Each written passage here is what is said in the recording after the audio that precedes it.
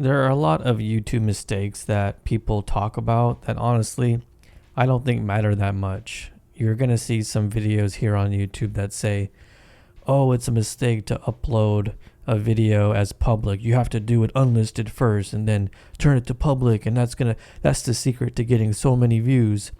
Or, oh, you have to upload at this time or else the video is going to flop, or just other BS stuff. But I kind of wanted to put together my own list of, things that I've personally experienced and or things that are more common sense that I think any up and coming creator or any small YouTuber might actually get some value from. So I'm going to give you 10 of them. Here we go. Number 1.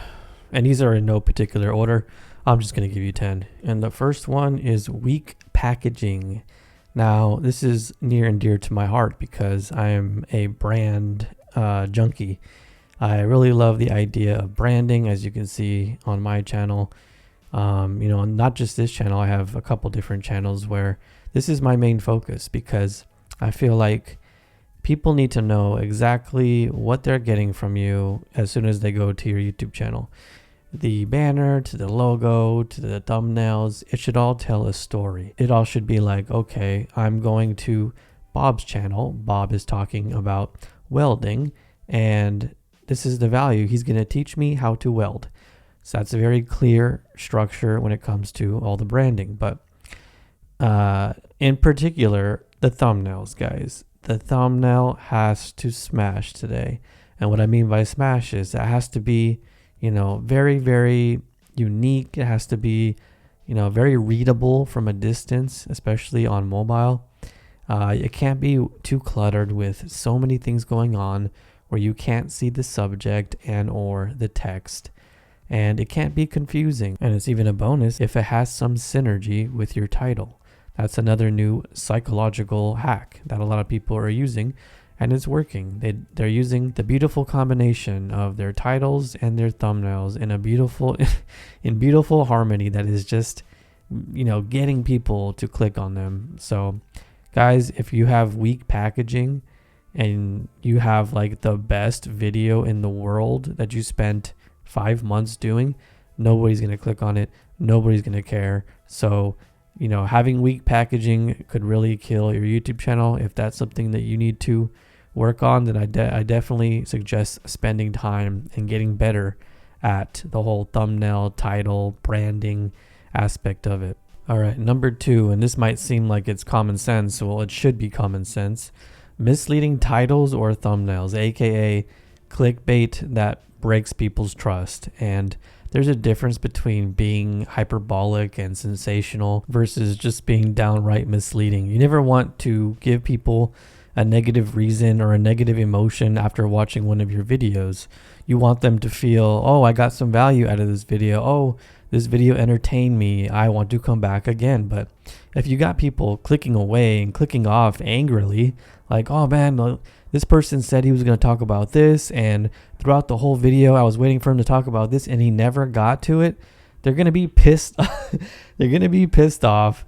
They're going to thumb down your video and never ever click on you again. So you definitely do not want to mislead people with the titles just for the click. It's going to hurt your channel in the long run. Number 3 is make impulsive knee-jerk decisions based on your early analytics and your early metrics of the videos that you're putting out. Now, I've been there, guys. I've been putting out videos for a long time, and sometimes a video is underperforming, and what do I want to do? I want to just delete it, and I want to forget it ever happened. But deleting videos is pretty bad, guys, because YouTube needs to take a while to get to know you, and the more videos you can kind of feed it so that it starts to learn who you are and who to serve your videos to. If you delete a video, you also are deleting all that information, all that feedback, all that, all those analytics that the back end of YouTube needs to get to know you. And wiping out that data and memory, it could just, mess up your channel, because at that point, your channel just might get confused, and, it might have amnesia, dementia, and just not remember you. Is it amnesia or dementia? I know amnesia is when you forget about something. Dementia is when you get older and you forget about something. I need to look at the difference between those two, but you guys get what I mean.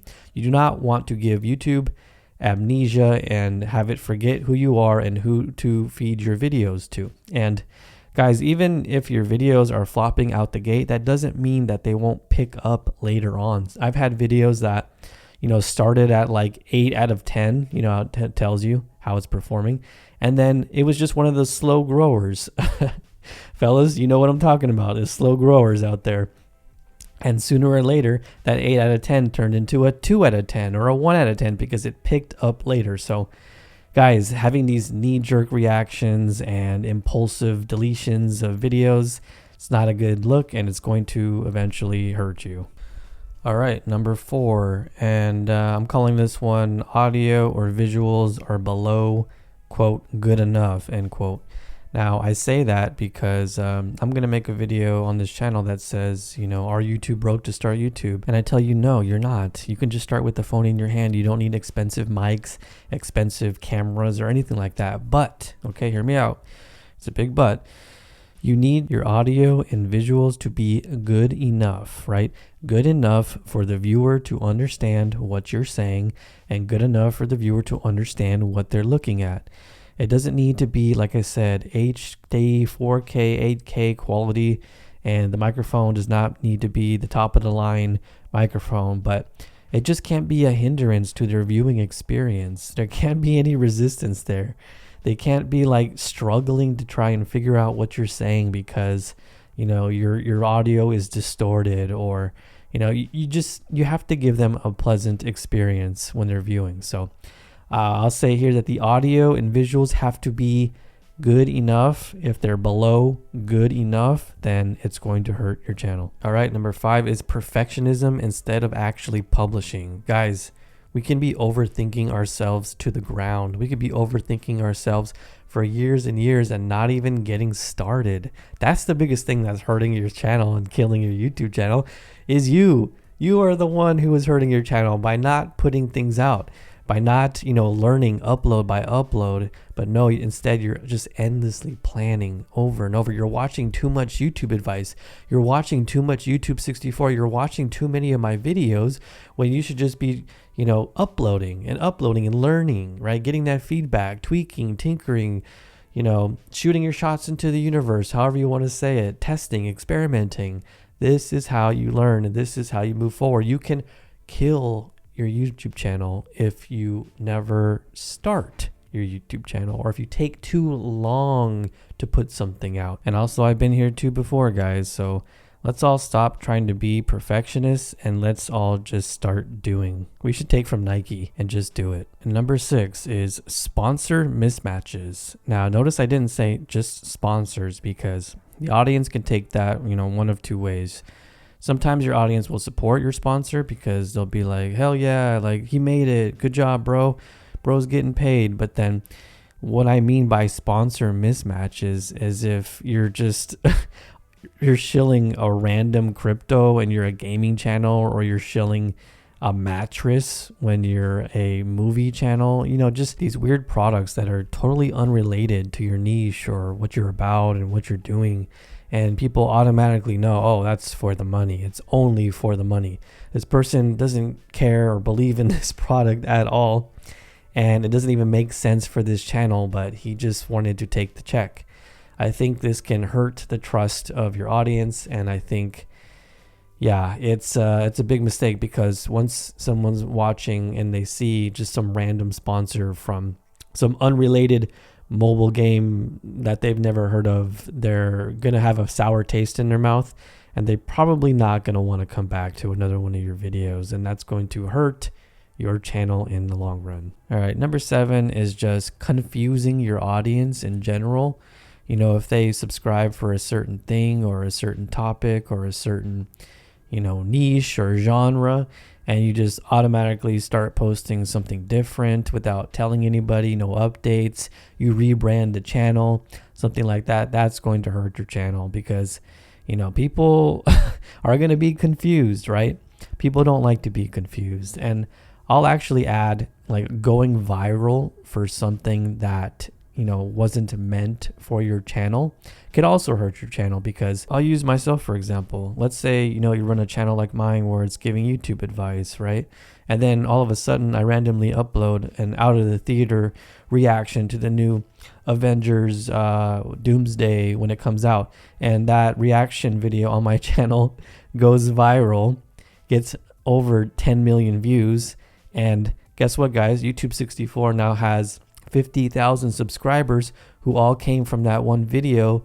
And guess what, guys? They don't give a shit about YouTube advice at all. They came from that one video, and guess what they want next? Guess what videos they want to see on my channel? They want more out of the theater reactions on Marvel movies specifically. So me trying to upload after that and upload another YouTube 64 video, they're not going to click on that, and it's going to hurt your channel. So keep that in mind, guys, before randomly uploading just anything to your channel, because that could happen and that could really hurt a channel in the long run, because those viewers who came for the viral moment are not going to click on your regular stuff. All right, number 8 is overcorrecting to feedback. Now, this is a little nuanced because we as creators, we should be able to take constructive criticism from the comment section, right? But what I mean is that, overcorrecting, trying to overly change things, right? When you go into this as a creator, you have a plan, you have a vision. And if you just have your head on a swivel and you're just reacting to everything that someone says, like if someone's in the comments says, I hate your voice, you need to change this, you need to change that. And you start, psyching yourself out and trying to change every little thing, that's just going to kill the essence of you. It's going to demotivate you, and you're going to do all these overcorrections, and it's probably going to lead to a worse outcome in the long run. So guys, you don't need to always change every little thing about what you're doing based on some comments. All right, number 9 is pretty common sense and shouldn't even need to be said, but buying subscribers or shout outs, it's fake growth, it's artificial. Why would you even do? I don't understand why people think this is a good idea. I think they just do it just for social proof and for people to see big number and be like, oh, I trust this person, he's got big number, even though their videos are not pulling in, a number that's actually respectable, in terms of in relation to their sub count. Buying views is dumb. First of all, you have to go through some scammy person to do it.